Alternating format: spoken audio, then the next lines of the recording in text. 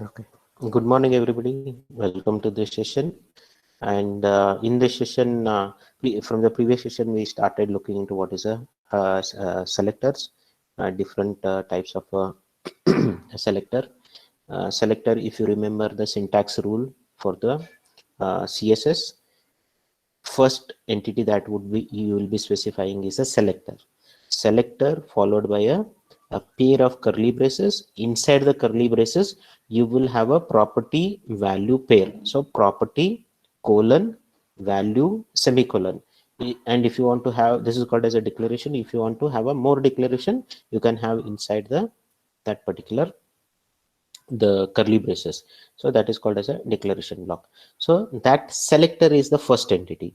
What can we have as a selector? There are different types of selectors. We started looking into one by one from the previous class. Just we'll go quickly through what are the different selectors we saw. We saw the first selector is a element selector. What is a element selector? You can have selector as any HTML element. So whatever the HTML elements are present, you can use it as a selector, and whatever the property value you are going to set, it will be applied. That particular display style will be applied to that HTML element. That is called as a element selector. If you want to select all the elements in the HTML document, you can use asterisk. If you use it as an asterisk, it will apply to all the HTML elements. So first type is the HTML selector, that is element selector. Then second one is a group selector. Suppose you want to have a certain style applied to a list of HTML elements. Let us say you want to have some common property for certain set of HTML elements. You can use grouped selector.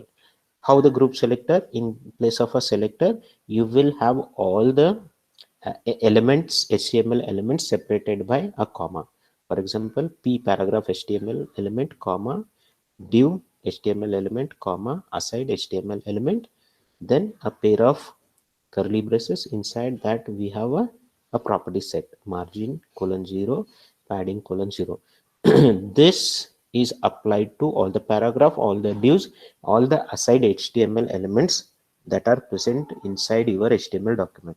And this is exactly similar to this one, where you separately specifying the same properties. So that is a group selector.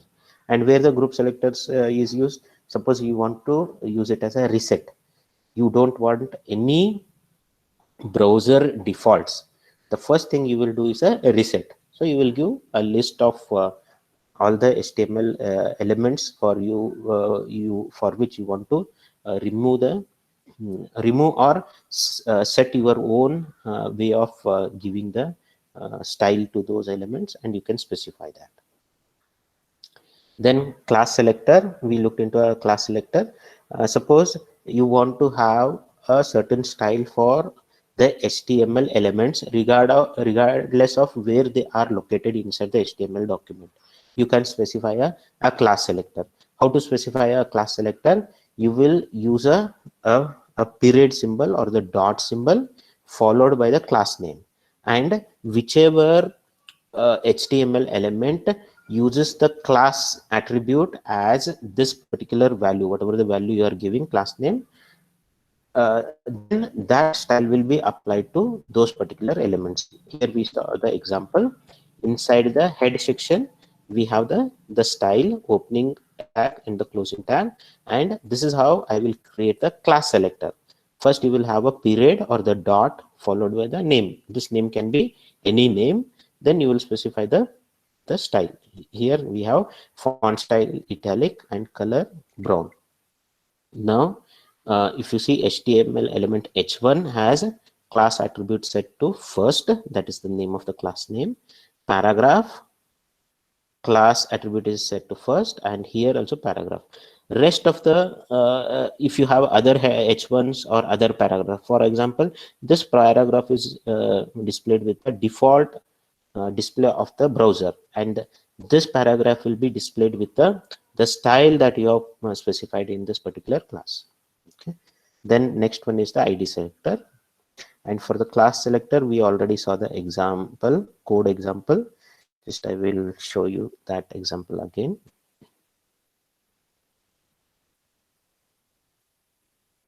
I will open it in the browser.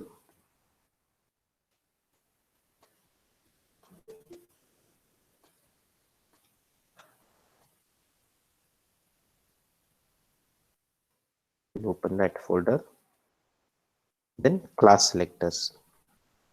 So this is how it will look like. And also, if you want to view the source code, one way is go to the folder, okay, then open that particular class file using the notepad or any kind of a class selector.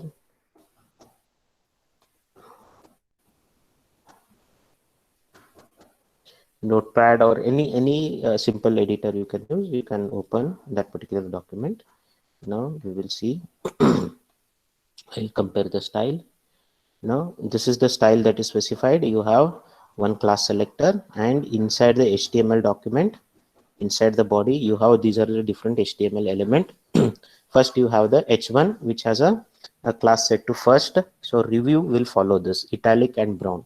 So head one, it is italic and brown, and this paragraph, that is by Ricardo on certain date, that will follow the style. And this particular paragraph whose class is not set, so it will follow whatever is the default.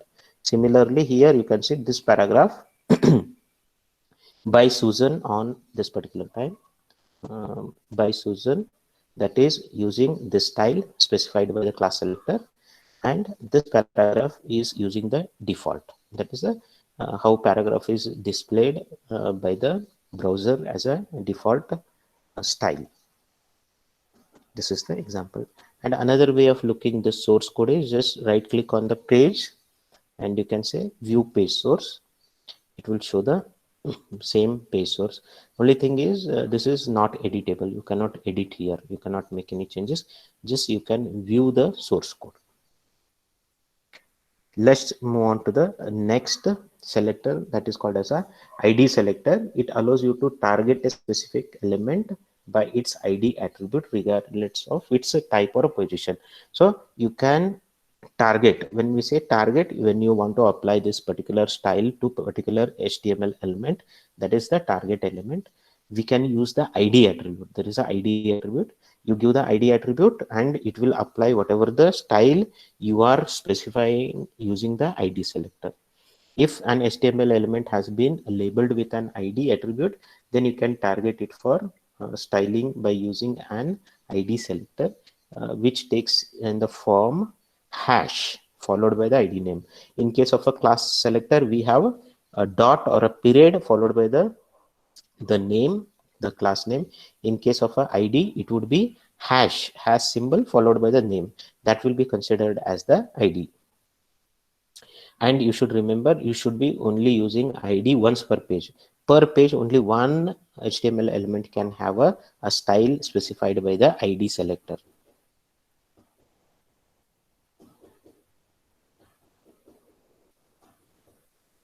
So this is the example. We have a head section here.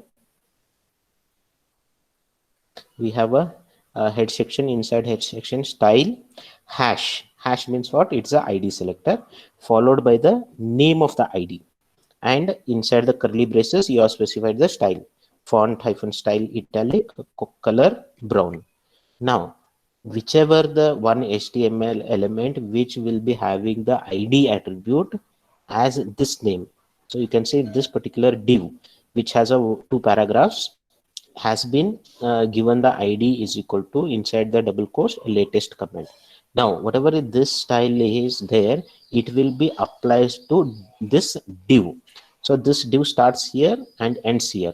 When it is applied, this style is applied to the div, it will get applied to all the elements that are inside that div. That is the all the children and sub children, whatever descendants you can say inside this div, everything will have this style. So you can see the output is shown here. I have a source code that I will show you. First I will open the HTML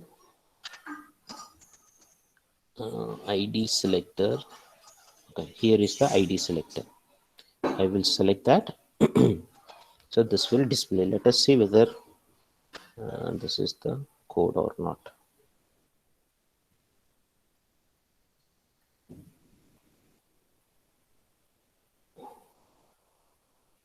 ID selector. Open with Notepad.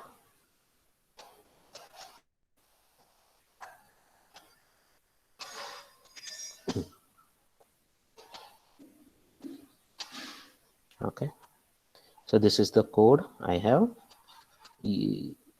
This uses the ID selector. How to use the ID selector? Inside the style, hash followed by the name. The name of the ID is latest comment, then italic and brown.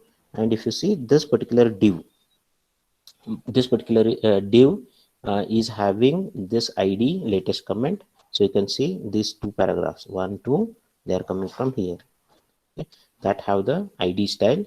And also just for the testing purpose, I gave that particular ID to some other paragraph. We can see that thing is applied, but the normal tendency is to use ID for one element.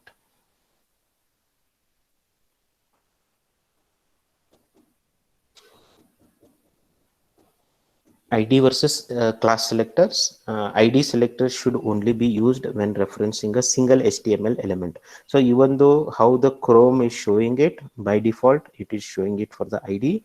But in theory, ID selector should be only used when referencing a single HTML element, since ID attribute can only be assigned to single HTML element. However, class selector should be used when we are using to refer it to many HTML elements which are related to that particular class. So ID one HTML element and class many HTML elements which are related to each other. Next is a attribute selector. In case of a attribute selector, provides a way to select HTML elements by either the presence of an element attribute or by the value of an attribute. So how the styling is applied when it sees the particular attribute is present in that element, or the value of that particular attribute is present. This can be a very powerful technique, but because of uneven support by some of the browsers, not all web authors have used them. This is a very powerful styling technique, but this is not supported evenly across the browsers. So many web authors, they have not fully explored this one. Attribute selectors can be a very helpful technique in styling of hyperlinks and images. Here we will see the example attribute selectors. You can see inside the head section, we have the style, opening style tag, closing style tag, and we have a attribute here. Inside the square brackets, you can see title, that is the attribute, and this is opening curly brace, closing curly brace. For this attribute, title attribute selector, I have specified this, okay, where it will say cursor help padding hyphen bottom 3 pixel, means cursor will say help whenever we hover it over the element which is having this title attribute set. Then padding hyphen bottom from the there is a padding of 3 pixels from the bottom.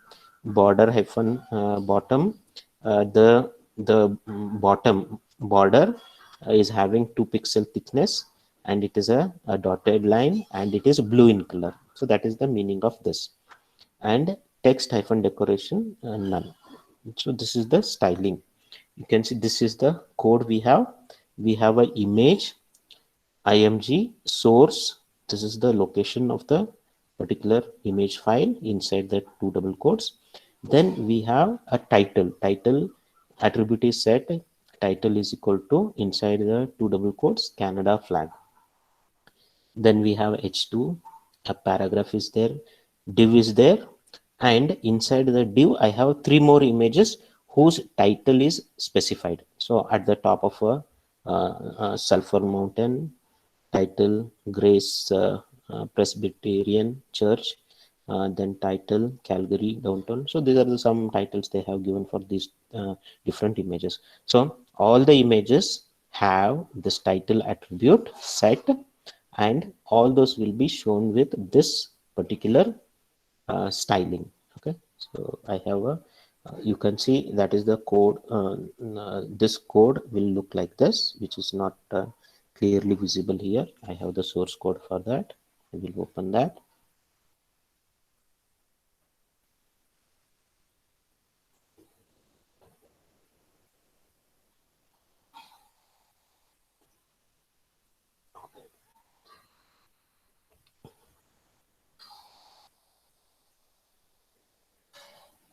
This is the code attribute selectors HTML. I'll open with the notepad. Okay, we'll just compare the styling. Okay, now you can see inside the style tags opening and closing, I have specified the attribute title inside the square bracket, and cursor help, padding bottom 8 pixel, border bottom, just I have changed a little bit so that it is clearly visible. 4 pixel dotted blue, text decoration none. And you can see here the first top image, Canada flag. This is the Canada flag, and for that the title value is set Canada flag, and we have H2 paragraph, and we have one more div. Inside the div I have 3 images. All the 3 images we have the title attribute set, okay, to different content. Now when this page is loaded, this is how it will look like. So you can see Canada flag. You can see the cursor is help. This is a cursor help, and you will see that particular title. What's the title we have given here? We have given Canada flag. Suppose if I put it on this one, and also you can see, just for example's sake, I have set the title for the Canada textile. So this particular you can see H2. Let me, okay, this H2 header 2, this is the opening header 2, this is closing header 2. Inside this I have a anchor. This is the opening and this is the closing, and H reference I have given the some code is there. So this is the PHP, and title is equal to C post from Canada. And what is the content? Canada. Even this I have set the title, so you can see here, see the post from Canada, that is the title. And similarly I will show you the 3 images. The first image says at top of Sulphur Mountain. If I hover over that image, you can see at the top of the Sulphur Mountain. Similarly other two, Calgary downtown. So this is how you can use the ID selector. Just I will change one value. This I will say green, just to show that this change will get effective on all those elements where we have used the title. I made it as green. The border bottom line, I have made it as green. I will reload. I have already saved the HTML. You can see now this line is green. Or you want to say, instead of dotted, you want to set it as a solid line. I have made the change. Now you can say solid line. So that is attribute selector. Then next is the pseudo selectors. From exam perspective, it's a important question. What are the different types of selectors? Explain with example. So, or they can specify certain selectors and ask you to provide explain with the examples. So you can give simple examples and explain what will happen when you use particular selector and how it works. A pseudo element selector is a way to select something that does not explicitly as an element in the HTML document tree, but which is still a recognizable selectable object. So where we can use the pseudo element selector, we want to select something which doesn't exist as a explicit HTML document, but still it is a recognizable selectable object. We will understand that when we see the example. A pseudo clause selector does apply to HTML element, but targets either particular state or in CS3 a variety of family relationship. So this does apply to HTML, but it also targets the what state it is in. Okay, so there is a state associated with that HTML element, so it will target that particular state. And in case of a CSS3, depending upon the family relationship, it will target the particular elements. The most common use of this type of selectors is for targeting link states. This is the most useful thing. You will notice that you have already seen in my document, which I will show. Before going with the example, I will see some of the links here. You can see like they are in blue, some are in different color. Okay, they are in purple color. The reason behind that is by default browser has a mechanism to display that pseudo elector. So whichever are in blue, definitely those links are not clicked yet, and those are which are clicked already, they are shown in a purple color. And whenever a certain whenever I hover the mouse over certain HTML, what you will additional thing you are seeing, there is a underscore is appearing, right? That is active. So when I take my mouse over that particular link, it is getting active. This is the blue color shows these are links which are not clicked, and purple color it shows these links are already clicked. Okay, so that kind of a styling can be done using the pseudo selector, and this is the most common use of this particular style. So I will open that example. Okay, I have here pseudo selectors. You can see I haven't clicked this link yet. Still, that is the reason it is showing in blue. Okay, once I make the click, let me go back. You can see pseudo selector now color has been, style has been changed because it is already clicked. Okay, let me go to this particular page. This is the page. I will open the source code for this pseudo selectors. Right click, open with notepad. Then we will compare with the browser display. Okay, what we have here is I have style. This is the opening tag. This is closing tag. This is opening tag and this is closing tag. And all of us, we know this HTML element A, that is an anchor providing a link. So we have a different states associated with that particular link. If I say A colon link, okay, this is the link, and how it will show text decoration underline color as blue, and A colon visited, okay, means that particular link is already visited. How it will show? It should be shown as text decoration underline color purple once I visit. Once I hover means getting over on top of this. You can see here I am hovering over those links. I didn't click. I'm just moving my mouse over those elements. When I do the hover, what happened? Text decoration none, font weight bold. Those are getting bold. Nothing else is changing. It is getting bold. Then A colon active, background color yellow. Background color yellow. Okay, that when we click, that is when it will become active. So then this is the end of the style. We have all these things. Now we have a couple of links here. I have a paragraph. Now HTML document starts here. The paragraph P, links are an important part of some content is there. Visit W3C, that is the top of the page I am linking. So that is this particular line. Then navigation, that is the HTML element NAV. Under that I have list, unordered list. UL starts here, ends here. Inside the UL, I have list of items. How many items I have? 1, 2, 3. And these are inside those list of items, I have anchor elements, HTML elements, opening and closing. First one is all are referencing to the top, okay, just the top of the document. Then I have content as Canada, Germany, United.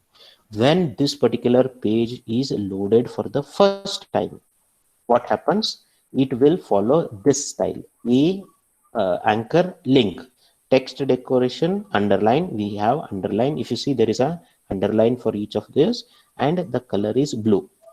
Then once I visit, it will become underline, color is purple. Once I hover, it will become bold. So I will do the hover first. It is becoming bold.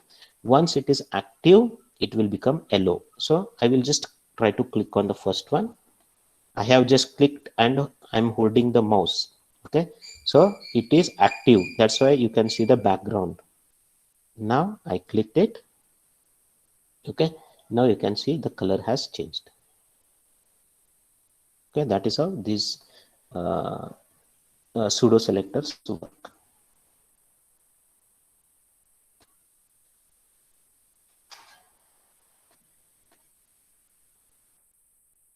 So this is the same example that I have shown you just now. Okay, same example. So just you can try it. So it will be easily understandable when you do the hands-on. Next one is the contextual selectors. So what is a contextual selector? In CSS3, it's also called as a combinators. That is contextual selector, allows you to select elements based on their ancestor, descendants, or siblings. So contextual selector allows us to apply the style based on the relation, whether ancestors or descendants or the siblings. That is, it selects elements based on their context or their relation to other elements in the document. We will see with this example, then we'll understand. First, we understand what is a descendant.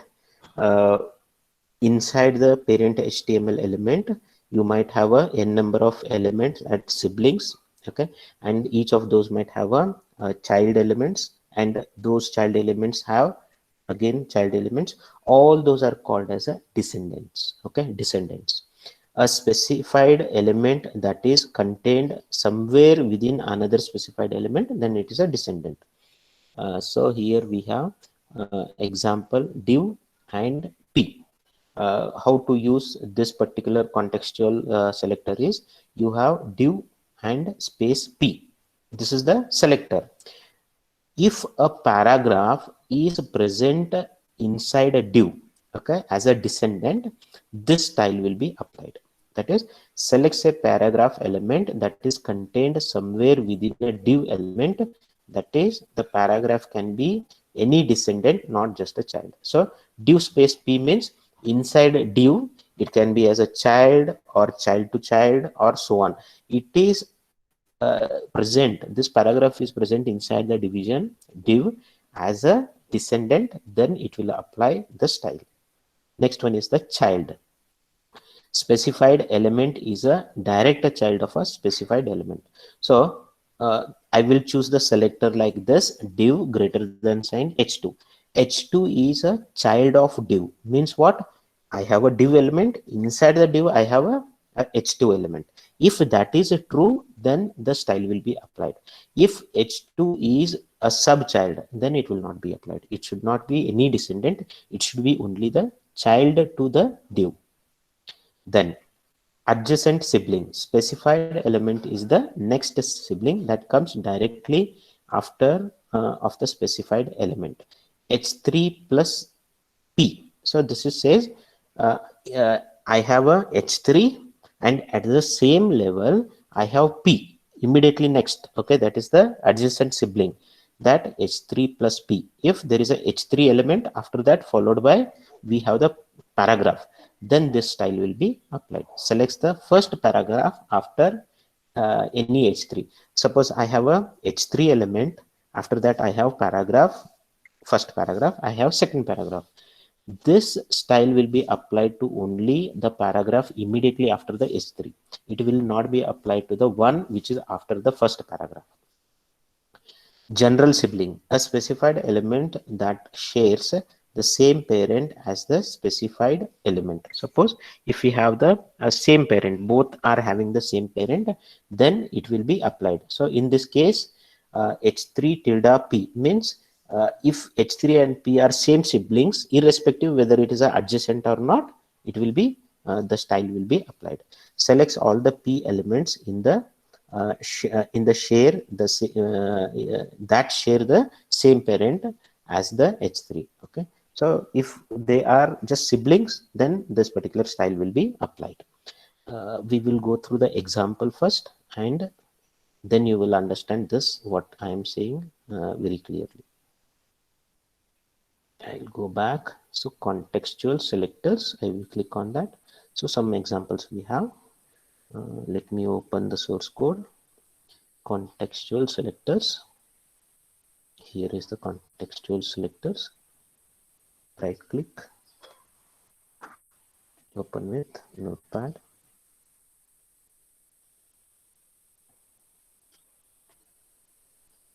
Okay, we'll go back to the HTML page. No, okay. So here we have okay. So apart from this pseudo selectors, I have more here.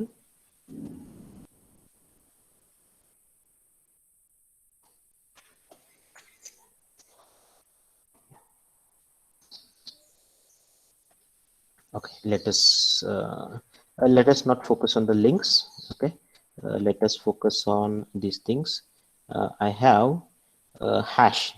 You remember what is the meaning of the hash? Hash and the name. This is a ID selector. Okay, hash, and I have a ID called as a main, and then followed by space and time, color red. So if I have this time as a descendant of main, okay, then this particular style will be applied. Then I have a ID and greater than sign time. If time is a child of main, okay, then only it will be applied. If it is present as a descendant, it will not. Only child is, then the color will be given as yellow. Then I have a ID main, and then any descendant as a div, and any descendant as a paragraph, and first child, the color would be green. So these are the different styles I have. This particular example is a little complicated than what we have seen just now. So for your purpose, you can just directly write the HTML that is given in the book, and you can understand how that is implemented. Now you can see, we'll go through the HTML document, then we'll go back to the style again. So I have a division here, division. Inside the division, I have ID is equal to main. Means whatever the style that is applied to the main will be applied here. Okay, that is division. Inside the division, I have a comment. And if you see this comment, it is not inside any, it is not even in paragraph or anything. It is just present as a text. It's a text content. Comments as of, and I have a time. Okay, time HTML tag. This is closing time. Okay, closing time tag. Then inside that I have one more div, this div, closing div, and this div has a one paragraph. Okay, and inside the paragraph I have time element, and one more paragraph I have. Okay, then I have a horizontal line, then another div, I have two paragraphs, and inside the first paragraph I have a time. Second paragraph is as is, and closing div, and one more horizontal line I have. And also I have footer section. Don't worry about the footer section yet, just focus on this particular content. Now we'll go through the line by line. So first div, we do not see any presentational thing on the browser. Then we have comments as of. Comments as of, we have a date here, November 15, 2015. It is showing as a yellow color. So if I go back to the style,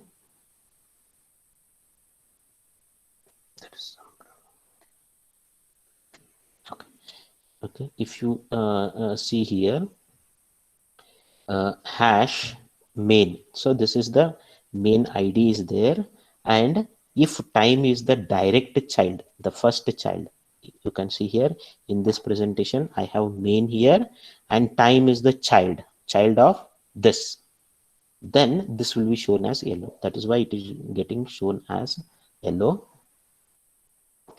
I have a main ID and the first child is a time. That's why it is showing as a yellow.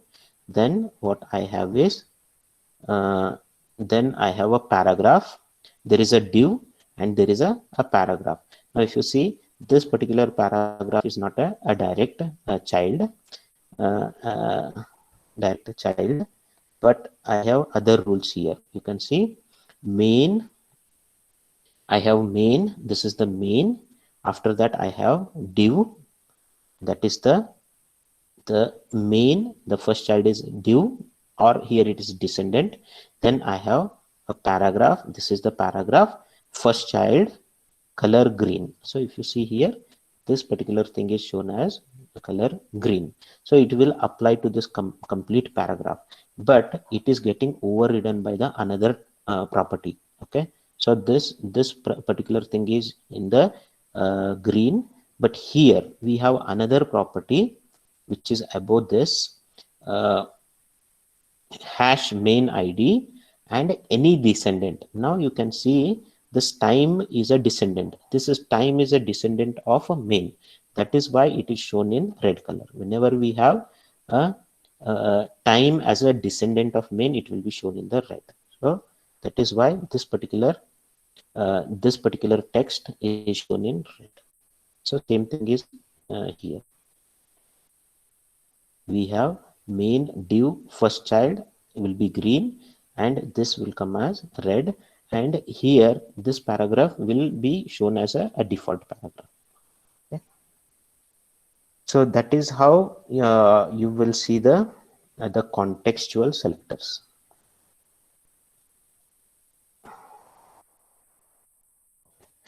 Descendant selector, the same thing has been explained here. While some of these contextual selectors are used to relatively used infrequently, okay, almost all web authors find themselves using descendant selectors. A descendant selector matches all the elements that are contained within another element. The character used to indicate descendant selection is the space character. So meaning of the what? This is the context, the space, then this is the element that will be selected. When we have the space, then P can be, the paragraph can be any descendant under div. Okay. So here you can see this is the example that we used in our example. The contextual selectors. Okay. Okay, this is the same example that has been shown in the code. You can see here, initially these will be blue when because of this attribute, because of this style, and we already saw the main. Okay, inside the main, the first descendant, this is hash main time. Because of that, this particular thing is shown as red, and the first child main, the first child that will be selected as a purple. Okay, so this these three things, okay, hash main, space, time, color red, this will be chosen. You can say these are the descendant. Time is this, time is this, time and this time are descendant of main, but this property is overridden by this one. Okay, because this is the first child. Okay, that is how it will get the purple color. and these two are impacted by this hash div p first child. So these two are first child. That is why we have green color, but the time is overridden by this property, this style hash main time. That is how it will look like a that is why they will display in the red color.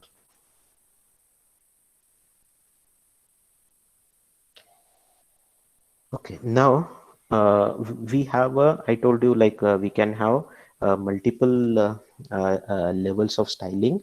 There are three different locations, and one is the inline with the HTML element. Second one is the head section of the HTML document, and another is the external file.